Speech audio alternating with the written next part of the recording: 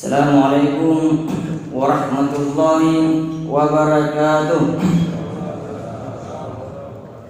Innal hamdalillah nahmaduhu wa nasta'inuhu wa nastaghfiruh wa na'udzu billahi min shururi anfusina wa min sayyiati a'malina. May yahdihillahu fala mudilla lahu wa may yudlil fala hadiya lahu. Asyhadu an la ilaha illallah wa asyhadu anna Muhammadar Rasulullah. Allahumma salli ala Muhammadin wa ala alihi wa ashabihi wa man tabi'ahum bi ihsan ila yaumiddin. Hadirin bapak-bapak, ibu-ibu, sidang jamaah salat subuh yang insyaallah dirahmati oleh Allah Subhanahu wa taala.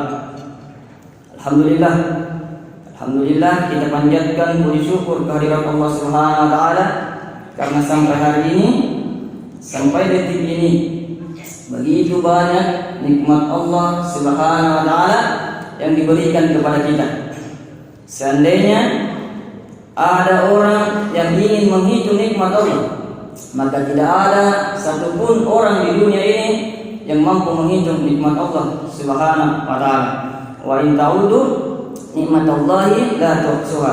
Dan jika kalian ingin menghitung nikmatku, maka sungguh kalian tidak akan mampu menghitungnya. Salawat dan salam kita kirimkan kepada junjungan Nabi besar Muhammad sallallahu alaihi wasallam. Ini amalan zikir pakuh yang ringan di lisan, tapi insyaallah manfaatnya kelak di hari kiamat sangat besar. Allah memerintahkan kita salat, tapi dia tidak salat. Allah memerintahkan kita haji, puasa, tapi dia tidak melakukannya. Tapi Allah perintahkan kita bersalawat, dia tidak bersalawat kepada Nabi-Nya. Innallaha wa malaikatahu yusholluna 'alan nabi. Sesungguhnya Allah dan para malaikatnya juga bersalawat kepada Nabi sallallahu alaihi wasallam. Jadi jangan dipaksakan bersalawat sama Nabi kan. Man shalla 'alaiya hina yusbihu asharan wa hina yumsi asharan adratathu syafaati yaumil qiyamah. Barang siapa yang bersalawat kepadaku pada pagi harinya 10 kali dan sorenya 10 kali, maka dia akan mendapatkan syafaatku kelak di hari kiamat. Masya Allah, gampang Pak mendapat syafaatnya. Mudah-mudahan kita semua di sini mendapatkan syafaatnya kelak di hari kiamat. Amin. Hadirin sidang sejamaah salat subuh yang insyaallah dirahmati oleh Allah Subhanahu wa taala. Tapi Pak, sebelum kami mulai ceramah yang singkat ini, terlebih dahulu kami sampaikan bahwa kami berdiri di sini Pak bukan karena kami menggurui. Kami di sini bukan ustaz, karena ustaz Pak. Kami bukan ahli ibadah, bahkan kami bukan ulama. Harapan kami Pak cuma satu. Kami sama seperti bapak-bapak ibu sekalian, yang kadang berbuat baik, kadang hilang, kadang berbuat dosa. Harapan kami cuma satu. Kami hanya berharap bahwa segala kebaikan atau dakwah-dakwah yang sederhana ini yang kami lakukan itu mampu menghapus segala kesalahan atau dosa-dosa kami yang telah lalu. Wa atbi'us sayyi'atal hasanah tamhuha. Irilah keburukanmu dengan kebaikan, maka niscaya kebaikanmu akan menghapus segala keburukanmu. Hadirin yang insyaallah dirahmati oleh Allah Subhanahu wa taala. Jadi dari sekian banyak perintah Allah Subhanahu wa taala, ada satu perintah Allah Subhanahu wa taala yang sangat penting buat kita. Saking pentingnya Pak Bu, melebihi pentingnya dari sekedar makan dan minum. Agar Pak Bu, makan dan minum itu penting, maka ini perintah Allah jauh lebih penting. Agar Pak Bu, talabul ilmu, menuntut ilmu. Maka dari kita, talabul ilmu fardiyatan ala kulli muslimin. Menuntut ilmu itu wajib Pak bagi seluruh kaum muslimin. Contohnya Pak, saya kasih kisahnya Nabi Sulaiman. Nabi Sulaiman ketika disuruh memilih antara harta, kekuasaan, dan wanita dan ilmu, akan pilih Pak. Dia lebih memilih ilmu. Karena dengan ilmu dia mampu mendapatkan harta, dengan ilmu dia mampu mendapatkan kekuasaan, bahkan dengan ilmu dia mampu mendapatkan istri yang cantik. Man arada dunya fa alaihi bil ilmi wa man arada al akhirah fa alaihi bil ilmi wa man aradahuma fa alaihi bil ilmi. Barang siapa yang menginginkan dunia, maka raihlah dengan ilmu. Barang siapa yang menginginkan akhirat, maka raihlah dengan ilmu. Barang siapa yang menginginkan keduanya, maka raihlah dengan ilmu. Jadi menuntut ilmu itu penting, Pak Bu. Apa tidak ada itu orang, Pak Bu? Tidak ada orang yang begitu lahir langsung pintar. Tidak ada. Perlu sabar, perlu perjalanan jauh, perlu dia menuntut ilmu. Karena itu ilmu, Pak Bu, penting sekali. Karena dengan ilmu orang bisa membedakan mana yang amalan yang diterima, mana amalan yang tidak terima. Dengan ilmu orang bisa membedakan mana yang halal, mana yang haram. Jadi beda itu, Pak Bu, orang yang mau belajar dengan orang yang tidak mau belajar. Saking pentingnya ilmu, Pak. Kita disuruh menuntut ilmu, mati nanti kita meninggal baru kita berhenti belajar, Pak. Utlubul ilmu minal mahdi ila lahdi. Tuntutlah ilmu dari buayan sampai ke liang lahat. Hadirin yang insyaallah dirahmati oleh Allah Subhanahu wa taala. Jadi apa keutamanya itu menuntut ilmu, Pak? Yang kelima. Yang pertama, ilmu akan mengangkat derajat kita. Yarfa'illahu alladziina aamanu minkum wal ladziina utul ilma darajat. Allah akan mengangkat derajat orang yang berilmu beberapa derajat di antara kalian. Jadi Abu Sufyan, Pak, murid dari Abu Khalifah. Ketika suatu saat dia diundang oleh raja Arab, diundang kerajaan Arab, Pak. Abu Sufyan diundang, disandingkan dengan raja Arab, diberikan makanan yang terbaik, gandum terbaik, kurma terbaik, terlibat. Menangis dia Abu Sufyan. Ada masuk, Pak, napadani guruna. Wahai Amirul Mukminin, dulu engkau mengatakan sama saya, ketika saya serius menuntut ilmu, maka saya akan disandingkan dengan para raja-raja. Dan Allah, alhamdulillah, hari ini apa yang engkau katakan dibuktikan oleh Allah. Sekarang, Pak, saya disandingkan dengan raja-raja Arab saat ini. Masya Allah, itu karena ilmu, Pak. Jadi kemuliaan itu hanya ada pada ilmu. Contoh lain, Pak, bukan saya sombong, Pak. Ini untuk pedagang, Pak. Ada Ustaz Maju ini setiap menceramah selalu dipakai dinas. Masya Allah. Jadi lo balas, Pak. Saya jawab ini. Jadi saya pakai dinas, Pak, karena saya polisi. Aku yang mau pakai baju Ustaz bisa, tapi polisi mau pakai baju polisi, nah tidak bisa, Pak. Itu yang saya kalahkan di sini. Aku lain kalah, tapi ugali, Pak. Bahkan saya bisa tangkap itu, Pak, di sini masalah salah. Tapi dia boleh, Pak, karena guruku. Dikasih masuk komentar, nah, koreksi kasih masuk. Karena salah-salah jadi hadisnya. Tidak apa-apa, ini untuk korban kita. Jadi ilmu akan mengangkat derajat kita. Jadi jangan ragu untuk selalu menuntut ilmu. Karena insya Allah ilmu yang senantiasa kita kerjakan dan kita laksanakan, insya Allah kedepannya akan mengangkat derajat kita. Itu yang pertama. Kemudian yang kedua, ilmu adalah harta yang sangat berharga. Aku rabi sudah ilmu. Jadi ilmu adalah harta yang sangat berharga. Namun terkadang kita, Pak, Pak Bu, salah dalam menilai harta yang sangat berharga. Kita selalu membayangkan bahwa harta untuk anak kita, warisan untuk anak kita, itu adalah harta, mobil, rumah, kendaraan dan kemewahan yang lainnya. Kita sudah lupa bahwa harta yang berharga untuk anak kita itu adalah ilmu, khususnya ilmu agama, Pak. Alhamdulillah, Pak Bu. Iya, Pak Bu. Alhamdulillah, istriku 4 anaknya. Aku berani, Pak. Anakku, Pak, alhamdulillah beliau sekolah di Wahdah. Hafalannya sudah masuk 3 juz. Masya Allah. Aku berani anakku, Pak.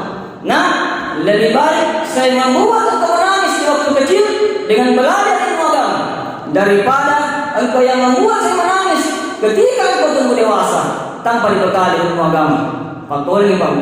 Nah, lebih baik saya membuat engkau menangis di waktu kecil dengan belajar ilmu agama daripada engkau yang membuat saya menangis ketika engkau tumbuh dewasa tanpa dibekali ilmu agama. Tidak ingat aku, Pak Bu, betapa banyak orang tua menangis terlimita anak-anak tumbuh dewasa tanpa dibekali ilmu agama. Coba sabu-sabu nih, kenakalan remaja, bahkan lebih parah, Pak, lewat teman-teman. Lebih parah lagi, Pak, naunnya teman-teman. Karena apa? Siapa yang salah, Pak? Tentu tak lain dan tak bukan kita orang tua yang salah, yang terlalu memprioritaskan harta untuk anak kita.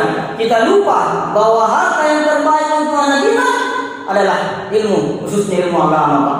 Ingat, Pak, atau harta, Pak, talangan anak yang jaga di harta.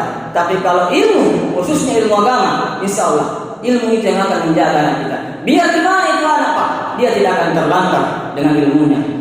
Insya Allah mudah-mudahan di bulan Ramadan ini mari senantiasa kita dekatkan anak kita untuk senantiasa dekat dengan Al-Quran, praktek Al-Quran. Kalau perlu Pak, kasih sekolah yang mampu menjadikan dia habis Quran, karena kelak itulah aset kita. Karena cuma habis Quran yang mampu menyelamatkan orang tuanya dari siksa api neraka. Kullu nasi yafirruna min walidihim yawmal qiyamah illa hafizul Quran yabhasu an walidihi liyalbasuhu mahtalil watar. Semua orang kelak di hari kiamat akan saling menjauhi.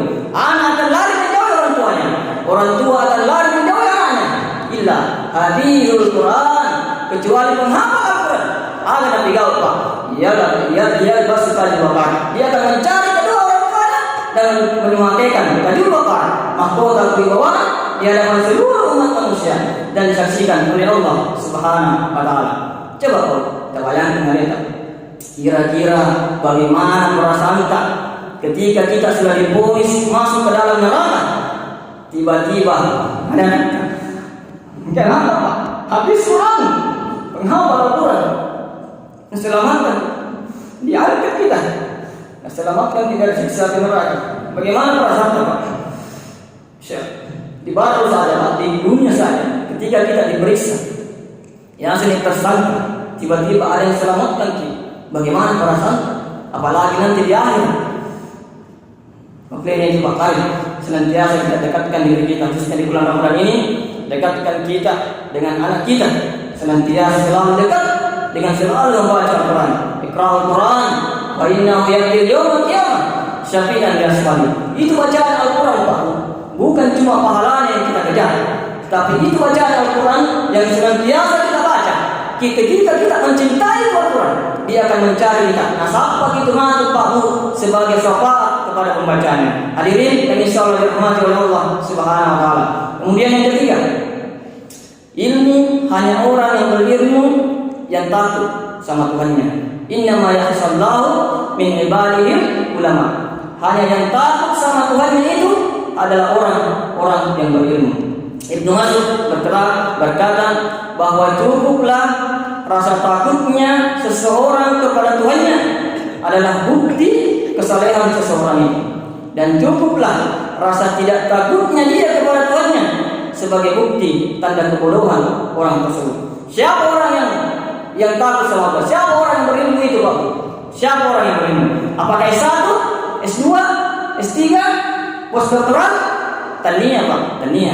Namun S1, S2, S3, postdoktoral atau dia nama tahu kipuannya. Sesungguhnya dia adalah bukan orang yang berilmu. Karena puncak orang yang berilmu adalah ketika dia takut sama Tuhan. Hadirin yang insyaallah dirahmati oleh Allah Subhanahu wa taala. Kemudian yang keempat, ketika Allah akan memudahkan kita ketika kita menuntut kepada kebaikan, menuju kepada Allah Subhanahu wa taala. May yuridillahu bihi khairan yufaqihu fid-din. Barang siapa yang menginginkan kebaikan, maka akan dimudahkan oleh Allah Subhanahu wa taala menuju kepada agamanya. Contoh Pak, Profesor Dr. Habibie, mantan presiden. Apa pesan beliau ketika di ujung kematiannya? Ini sempat diabadikan Pak pesannya. Agar beliau, seandainya saya disuruh memilih antara ilmu agama dengan ilmu yang saya pelajari saat ini, maka saya akan memilih ilmu agama daripada ilmu yang saya pelajari saat ini. Padahal kita tahu Pak, ilmunya B.J. Habibie tidak ada yang kalah, sudah di atas sekali ilmunya Pak. Tapi kenapa? Di ujung kehidupannya beliau menyesal dan ingin membandingkan bahwa ilmu agama itu lebih penting daripada ilmu yang dia pelajari saat ini. Kenapa? Karena beliau baru sadar bahwa yang akan menuntunnya menuju kepada surganya Allah dan yang akan menuntunnya menuju menjauhi siksanya Allah itu hanyalah ada pada ilmu agama. Hadirin yang insyaallah dirahmati oleh Allah Subhanahu wa taala. Itu yang keempat. Kemudian yang kelima, menuntut ilmu menurut Rasulullah disandingkan dengan salah satu taman-taman surga. Idza marartum biriyadil jannah fartau. Qalu wa ma riyadul jannah? Qala filahul zikri. Ketika kalian melewati taman-taman surga, maka singgahlah. Aku tanya sahabat, ya Rasulullah, yang mana itu taman-taman surga? Maka dia minta, qalu khilaful zikri, yaitu majelis ilmu. Kenapa Pak menuntut ilmu disandingkan dengan jalan ke surga? Karena jalan ke surga itu susah Pak.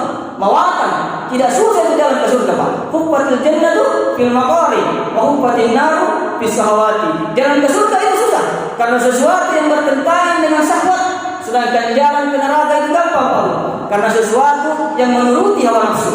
Jadi ilmu disandingkan dengan jalan ke surga karena menuntut ilmu susah itu Pak. Mawatan, perlu kita mengorbankan waktu, perlu kita mengorbankan segala galanya, ngantuk, lelah dan lain-lain sebagainya. Olehnya itu Pak Bu, mari senantiasa kita bandingkan diri kita dengan para sahabat dan ulama-ulama tabi'in yang lainnya.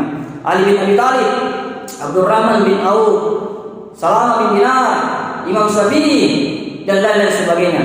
Sehingga kelak ketika kita membandingkan diri kita dengan beliau Pak, dekat Imran, bahkan beliau tidur di atas bukunya sambil setiap harinya dihabiskan waktunya untuk menuntut ilmu Pak. Ketika kita membandingkan diri kita dengan mereka Pak, tidak ada apa-apanya. Sehingga kelak ketika kita selalu termotivasi untuk membandingkan diri kita dengan para ulama-ulama tersebut, maka insya Allah Pak, lelah kita hari ini, ngantuk kita hari ini, dan waktu kita yang terbuang hari ini, insya Allah akan dibalas dengan surganya Allah Subhanahu wa Ta'ala. Oleh itu Pak Bu, ingat, hidup ini singkat sekali Pak Bu, singkat. Ujung dari perjalanan kehidupan kita Pak Bu adalah kematian. Qul innal mauta alladzi tufirruna minhu fa innahu mulaqikum tsumma turaduna ila alimil ghaibi wasyahada. Katakanlah, kematian yang kalian sering menghindar darinya, maka sungguh itu akan selalu mendekati kalian dan akan mendatangi kalian, dan kalian akan dikembalikan kepada Allah yang Maha Gaib dan Maha Nyata. Diri waktu ini Pak, ini singkat Pak. Hidup ini singkat, kenikmatan ini singkat Pak. Dan jika kenikmatan yang singkat ini tidak mampu kita manfaatkan, maka itu akan menjadi malapetaka buat kita. Kullu nikmatillah tuqarribu minallahi waliyabayyin. Sesungguhnya setiap nikmat itu ketika tidak mampu mendekatkan kepada Allah, maka itu akan menjadi malapetaka buat kita. Diri yang insyaallah dirahmati Allah Subhanahu wa Ta'ala. Jadi sebagai kesimpulan Pak majatuh subuh minta lah Pak lemah kita ini ya rotokan ini. Sebagai kesimpulan, saya tutup dengan satu kisah. Ada dua sahabat, satu penuntut ilmu, alim ulama, yang satunya super sibuk. Orang yang super sibuk dengan keluarga, sibuk dengan usaha, sibuk dengan pekerjaan.